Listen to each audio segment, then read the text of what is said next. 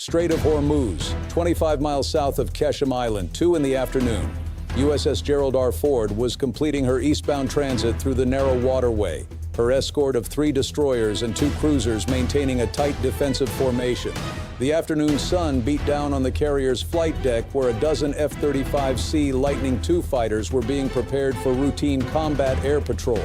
Merchant vessels moved through the shipping lanes on both sides of the carrier group, their crews barely glancing at the American warships they had grown accustomed to seeing. The transit had been uneventful. That was about to change dramatically. In the fishing harbors and naval bases scattered along Iran's southern coastline, a coordinated attack force had been assembling since dawn. 30 Iranian Revolutionary Guard Navy fast attack craft were dispersed among civilian fishing fleets at 6 different harbors. Each boat was a Paycap-class vessel, 45 feet long, capable of 52 knots, and armed with twin 12.7mm machine guns and 2 324mm torpedo tubes. 10 of the boats carried additional anti-ship missile launchers fitted with Nasr 1 short-range missiles. The crews had trained for years specifically for swarm attacks against large warships. If you stand with the United States Navy, subscribe to Sonic's Darks and never miss a battle. Simultaneously, at Bandar Abbas Air Base, 40 miles to the north, 12 Iranian Air Force F-14 Tomcats and Su-24 Fencer attack aircraft sat on the runway with engines running. The F-14s, originally sold to Iran by the United States in the 1970s, carried Fakor-90 beyond visual range air-to-air missiles. The 4 Su-24 Fencers were loaded with Kh-31 anti-ship missiles, each capable of Mach 3 speed during its terminal attack phase. The pilots had been briefed to coordinate their attack with the speedboat swarm, striking the carrier group from above while the boats attacked from the surface. The Iranian plan relied on overwhelming coordination. The speedboats would launch from 6 harbors simultaneously, converging on the carrier group from multiple directions. As American defenses focused on the surface swarm, the 12 aircraft would attack from the north at high altitude before diving to launch their missiles. Iranian commanders gave the order at 1:45 p.m. Across 6 harbors, speedboat engines roared to life. The boats raced out of harbor entrances mixed among civilian fishing vessels, using the commercial traffic as cover. They followed pre-planned routes that kept them behind islands and headlands, hiding from American radar for as long as possible.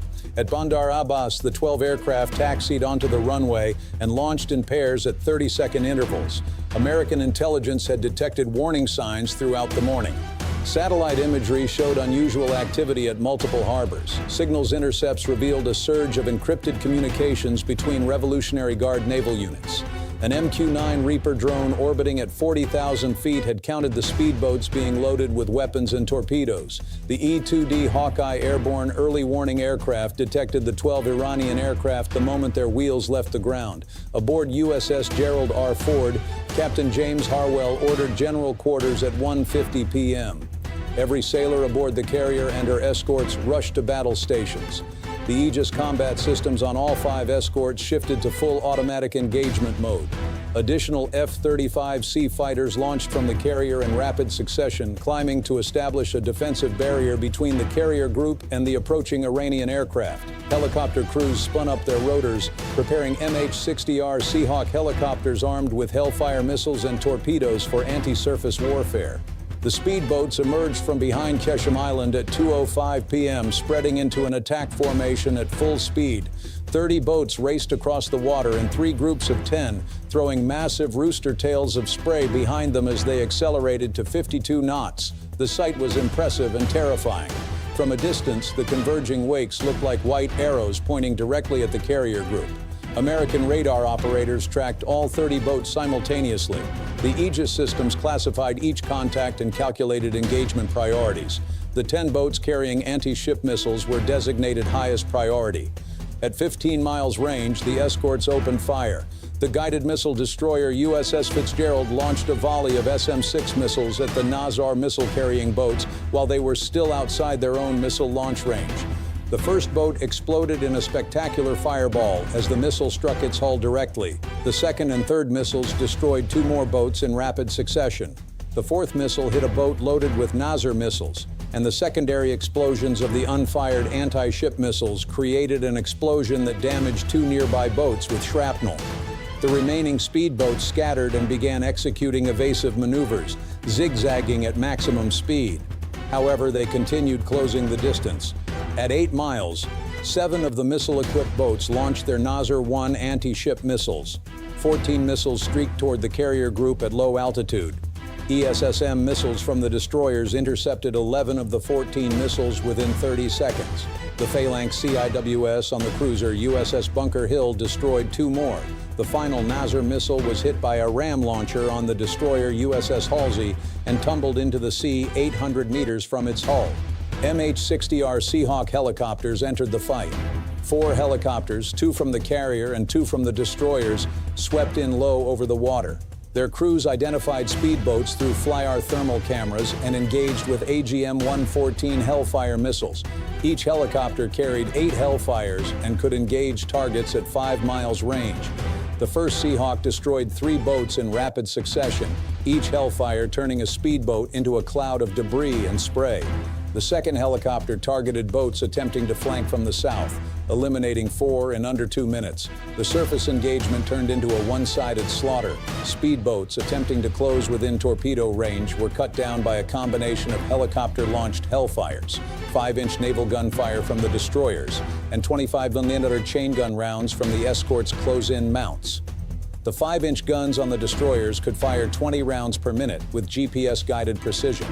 Boat after boat erupted in flame as shells found their marks. The water around the carrier group became littered with burning wreckage and debris. While the surface battle raged, the 12 Iranian aircraft approached from the north at 30,000 feet.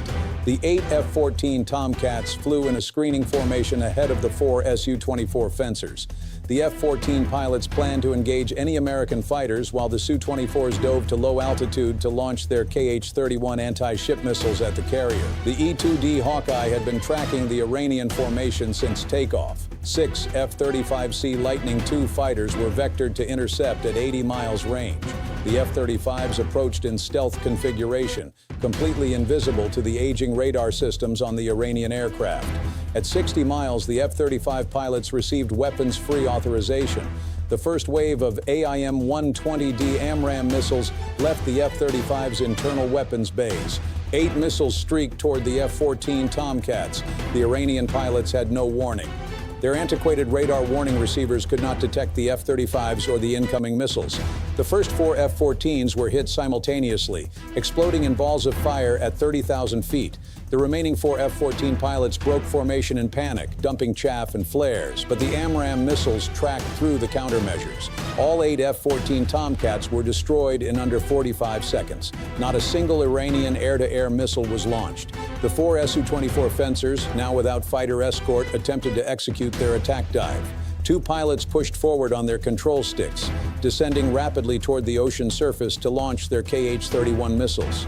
The remaining 2 broke left, attempting to flee back toward Iranian airspace. The F-35s pursued.